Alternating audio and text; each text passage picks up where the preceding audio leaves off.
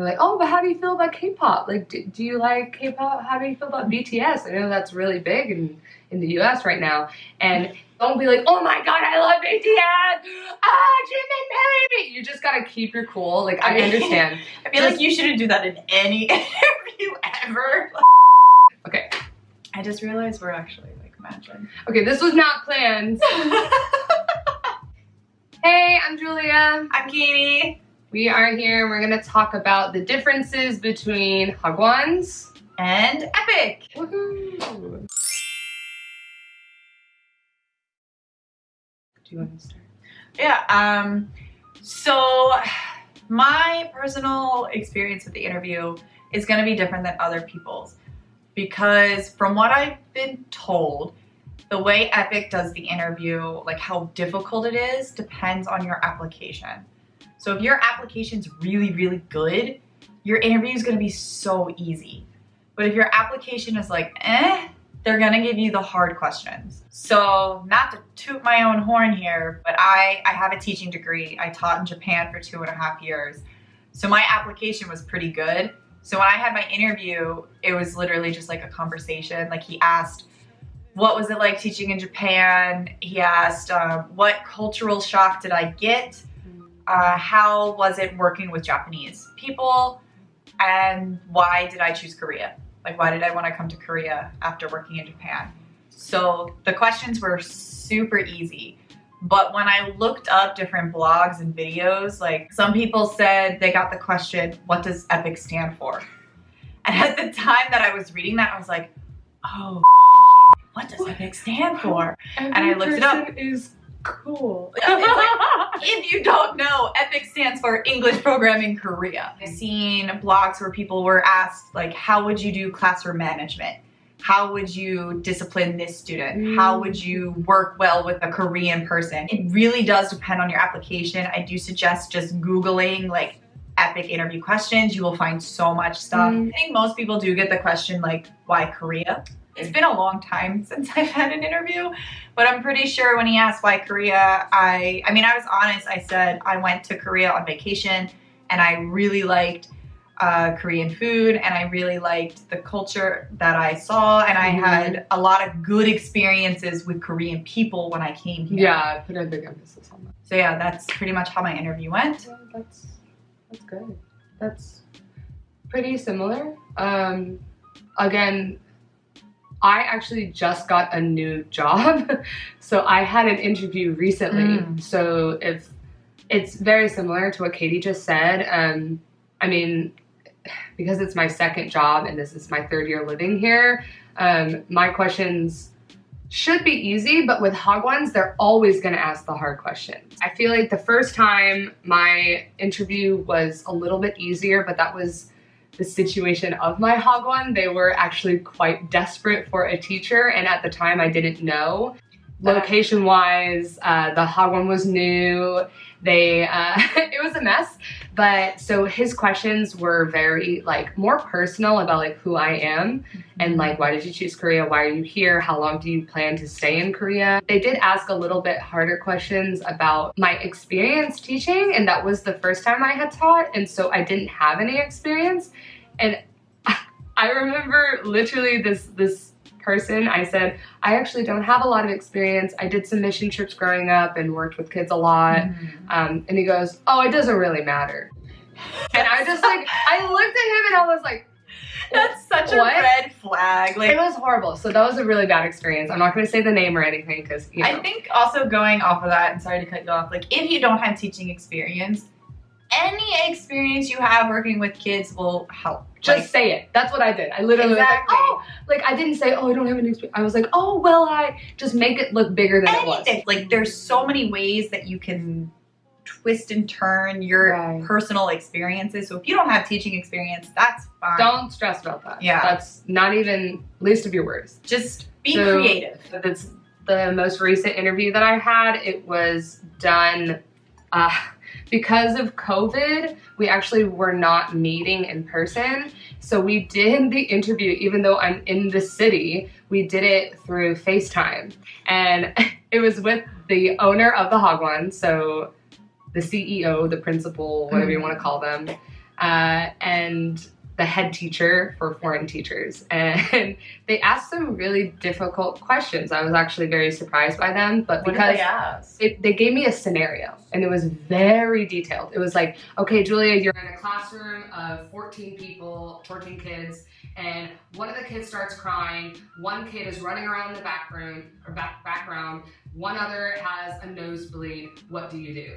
And I was like, What did you say? oh, it took me by surprise because I was like, so first of all, it was a very specific question. And I was like, I'm going to forget something that he just said. And I was like, okay, nosebleed. Okay, blood. That sounds serious, right? So I was like, well, first we need to, like, you just fake it till you make it. You have to sound professional. And the other one that I was a little bit shocked by said something like about grammar. There was like a grammar question. Oh. It was like, how would you teach predicates to 6-year-olds? And I was like, like I was like, I don't like predicates. Let me Google what a predicate No, is. yeah. So actually, I would recommend that if you're on like a video call, have like some tabs open where you can like type in some stuff, because they will sneak in questions like that for Hagwons at least. Questions you're gonna get, most Hagwons will ask you class management skills. They are gonna ask you what is a reward system. So how do you keep the kids, what is it? Motivated. Yeah, words. Words. Motivated. Most interviews want to know that you're serious about the job. Absolutely. You want to come to Korea specifically. Yeah. Because, you know, some people get here and they're like, I hate Korea, and then they leave. Yeah. And whether you're EPIK or Hagwon, they don't want that. So now we're going to talk about work hours and just workload in general. Yeah. At EPIK, there's actually like a cutoff. You can only do 20, I believe it's 20 working hours, which means no matter what with EPIK, you are in school 8:30 to 4:30, but you can only do 20 class hours. So if you're over 20, they have to pay you overtime. I think right now I'm actually at 20. But I have friends that are at like 18. And when you're not teaching, you're just kind of doing your own thing. Some people, I do lesson plans. Some people do YouTube. Some people study Korean. You have a lot of free time with EPIK. Once you get used to lesson planning, it's really not that hard. Most schools give you the textbook and it's like, we want you to teach this. And then you just make a lesson plan about that. So it's really not hard. So the working hours are really easy, 20 hours a week, and the rest you can just chill. And workload, again, is really easy. You're not grading anything. I have to grade the speaking test, but that's super easy. They give me a rubric, the kids speak, and I just circle. Grade anything? No. I don't grade anything. Because the way with EPIK, what it is we're really supposed to be there for listening and speaking. So instead of the Korean teacher doing listening and speaking, we're doing it. But it's still like the Korean the Korean teacher is the main teacher.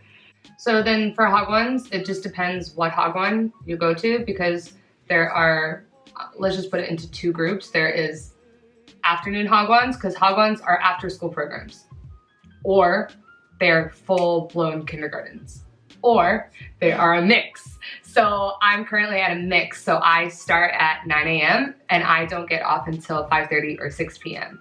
And the only break I have is lunchtime. We are not like below a teacher. You are the teacher. Like you are the main teacher. So like for Chuseok, I got like 10 gifts from parents because they know that I'm their main teacher. I'm like the second mom to these kids. So it's a lot. It's just different. So hourly wise, I think my contract says 30 hours is the maximum, I think. 32. Do you work more than that? And here comes the fun part. So Hagwons sometimes can be sneaky, and they will do it by minutes and not hours. So they'll put hours, but then they will also say minutes also in the contract. And so be really careful with that. Just really quickly, basically what that means is they can pull you aside for something that is like half of a class and be like, you have to do this. It's not gonna be a full hour, so you won't be paid extra. So do you see how it's sneaky? So that's why Hagwon work, you really don't have downtime, and you don't have downtime, but you're grading stuff. I have to grade about 25 different journals, different diaries, brainstorming activities. Anytime they have homework of any sort, it's on me to grade. I have to create my own tests, my own speaking tests, everything like that. So it sounds scary, and especially like in contrast, but there are benefits to it. I really think it's about like getting used to the job, because with the new job that I started, it seemed a lot more heavy on the paperwork. So when the first like 2 weeks, I was staying like an hour later than I needed to because I had so much paperwork that I had to get finished. But then once you get used to it, you're kind of like, oh, this is really easy. And then you do it really quick and it's totally fine. Well, it just gets so much quicker. You just got to get used to it and like power through it.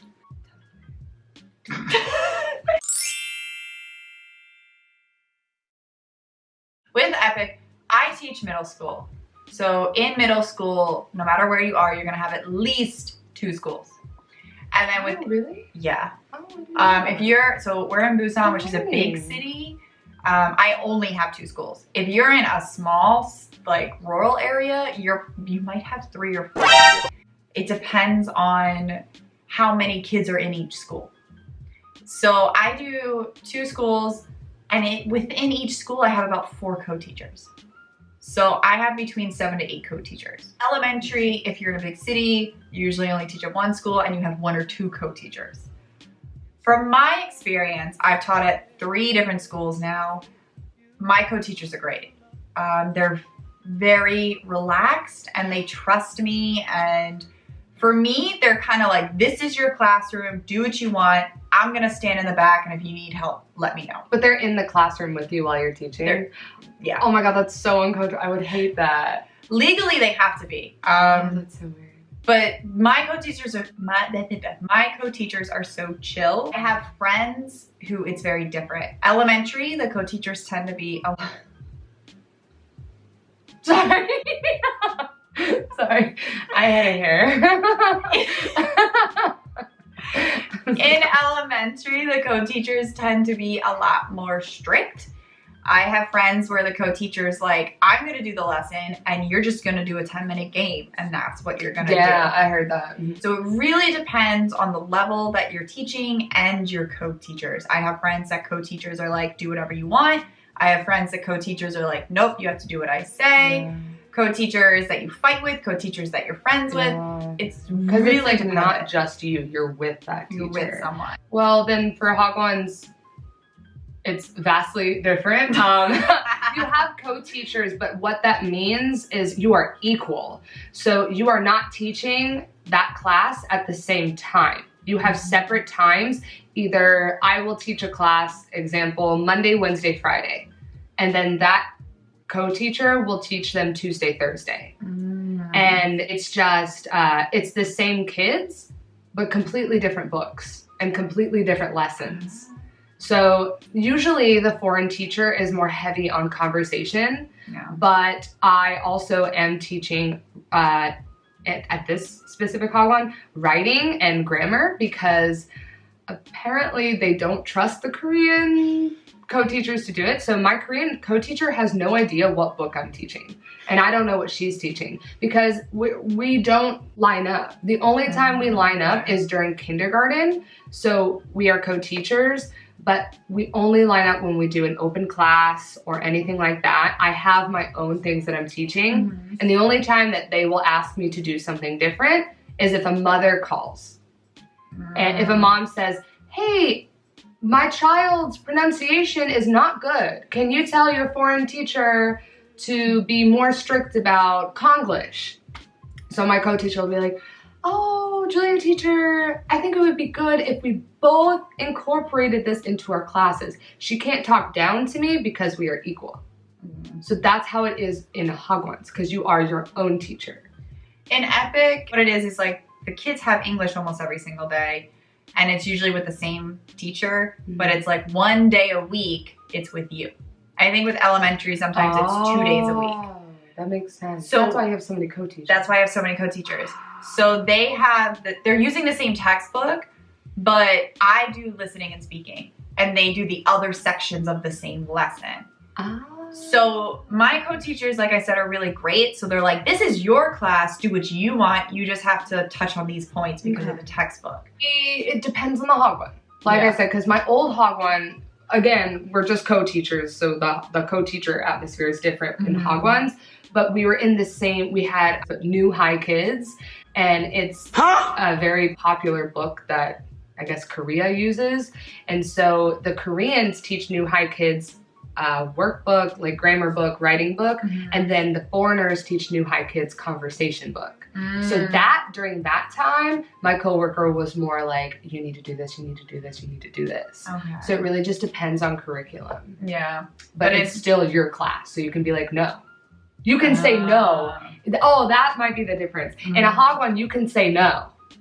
And be like, this is my classroom management, and I don't do this. But you can say that. I've had situations where I've had to do that. See, with EPIK, if they ask you, you can't really say no.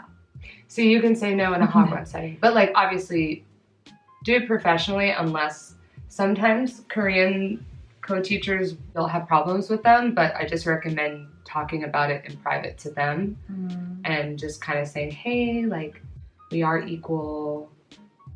But no, because it's just it's a weird atmosphere because the culture. Yeah, the culture does play a part into it, and a lot of the time they're not really asking; they're telling you. Yeah. That's the difference. That's what like strikes that no in me. I will not. Like especially with EPIK, if your co-teacher is asking you to do something, they're not really asking. It's really not an option. They might make it sound like it's an option, but it's not. Like, you actually do have to do it. You have to do it. If they're like, hey, do you mind doing this? It means I want you to do this.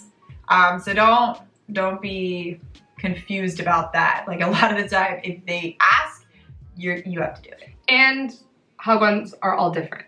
With Korea in general, you have to be flexible. You have to. Sometimes they're so last minute. Oh my god, the whole culture's last minute. Sometimes I will walk into school and like it's almost first period and they're like, oh, by the way, your entire schedule has changed and this is what you need to do now.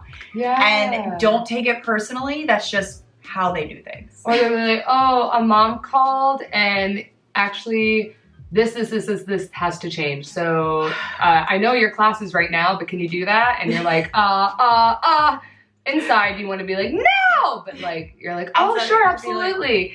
And then you just cry a little bit in the bathroom and just go to class. Yeah. And that's just something you have to get used to because that's just their culture. You do get used to it. It's not a big deal anymore. But I still think it's a big deal. I hate when they can do that.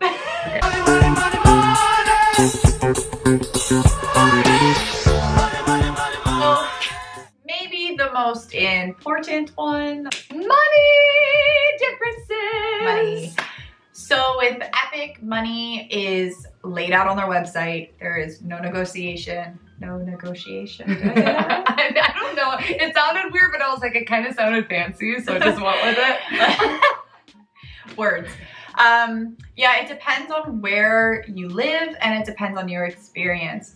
And there is a cap off. So there's a point where you There's a ceiling. There's a point where you cannot make any more money. That is so much. 2.6? In Busan, 2.6. If you live in Seoul?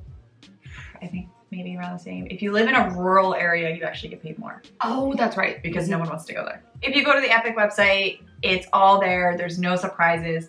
If you work at more than one school, you get a $100 bonus. You do get flight reimbursement to and from Korea. You get an entrance allowance, a settlement allowance, and then if you finish your contract, an exit allowance. What's an entrance allowance? So just like money for when you get here. That might be, is that the same as a settlement? Like they give you your first month before you work? No.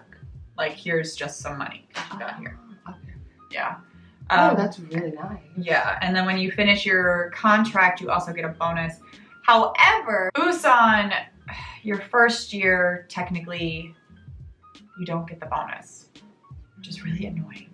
So I don't know if it's like this for everywhere, but Busan, because you go from your first contract, which is just the new contract, to the renewal contract. So technically, you don't get the bonus unless you've renewed your renewal contract.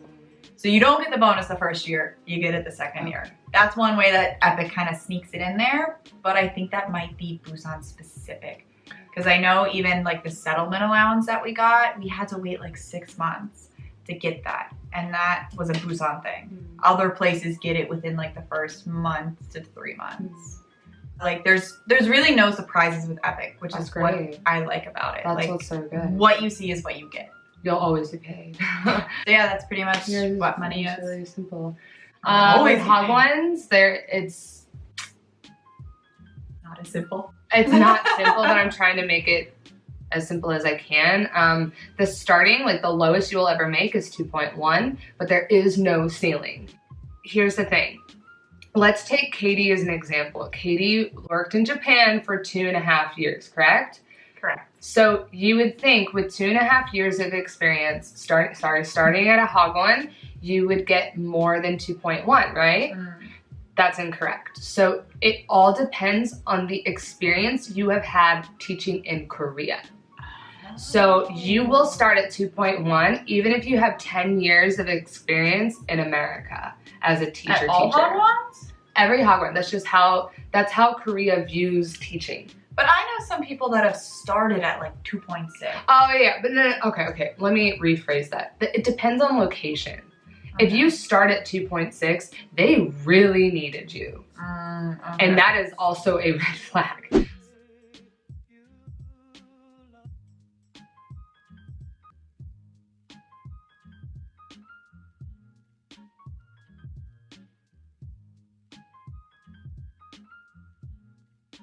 Just be really careful with Hagwons. Do your research with Hagwons. I love Hagwons. I really love it. I wouldn't change it at all. The only thing, so we get, okay, oof. Okay, it's a sensitive topic, okay? So the flight. In your, every Busan Hagwon that I've seen, the contract like gives your flight fee. Okay. They're like, we will reimburse you for your flight. But every Hagwon I know, and all the people that I know, they don't give you that money back until you leave. Really? Yeah, so they do not pay for your flight here and there. Oh no. So what's going on with that? But you can fight it. You can fight it. But I was tired and I didn't feel like it, and I'm just My old Hagwon, I had a bunch of issues. And from what they never gave me my money for that. Are you serious? What I've been told with Hagwons as well is like, pick your battles. Pick your battles. That's the biggest thing. So you're gonna want to pick your battles. We're making Hagwons look bad, but they're really great. Honestly, they're great. But the thing is, there is no ceiling. So that means every year that you work here, you will have a bonus. You will have a bonus. Even if that Hagwon is broke, you will have a bonus because they know they're not stupid. They know that there's gonna be someone over here offering you 200,000 won more. Yeah. And they need you. So you gotta fight your battles, know what your strengths are, and you will get your money for the plane ticket at the end of a contract, and then you always get a bonus. So that means, I think it's twice your monthly salary. Oh shit. So at the end of every contract. So from, that was at my old Hagwon. Now at my new Hagwon, it's when you leave the Hagwon. So what that means is if you spent 2 years at this current Hagwon, then you'll get 4 times that. Okay. So you get it, but you don't get it until you leave them. Yeah. So it's weird. So with EPIK, we get paid the 25th of every month, no matter what.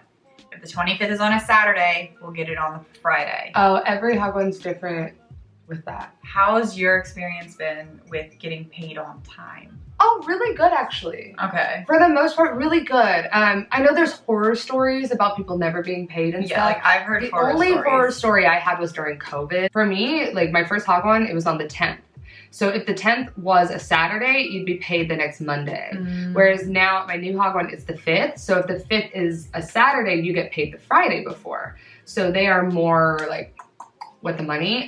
They're really on time. My Hagwon has said they've never had a day that they weren't paid. At my old Hagwon, there was one time it was late, but they apologized and they gave us like $100 more. Oh, that's good. Because yeah, I've heard like horror stories where it's like, I haven't been paid in 2 months. Yeah, Jesus. That is rude. Ah. Her Hagwon. So I don't want to like, in case anyone's seeing this knows, I don't want to like say anything about the Hagwon, but apparently they like went months without being paid. See, EPIK is through the government. So like it's very regulated. It's a safer bet. It's honestly, safer. Hagwons are Very playing like and Russian roulette. When I talk about the bonus, that's a bonus. Most of the time you do get a pay raise because of, like I said, look at the EPIK website. Like level 1 is like no teaching experience, no nothing. And then level 2 is like no teaching experience or 1 year teaching experience in Korea. So like most of the levels you do get a pay raise. The only time you don't get the pay raise is what happened to me is the highest you can get is level 1 plus. So there's level 1 and then level 1 plus. So I came here on a level 1, which is the second highest you can come because I had teaching experience, a teaching degree, and all this other stuff. Right. To get from level 1 to level 1 plus, you have to have 2 years teaching in Korea.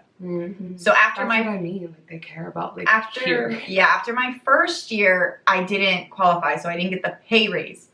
But then my second year, I got the pay raise and a bonus. Let's talk about vacation. Yeah, vacation. Again, that's also different for every Hagwon. Some Hagwons are going to give you 10 days. Some Hagwons are going to say 5 days here, 5 days here. Some are going to say this is your vacation. These are the dates. It's fixed. And some are going to be like it's up to you. And some will also say 5 days, but at the end of the contract. In EPIK, it's regulated. So you get 9 working days.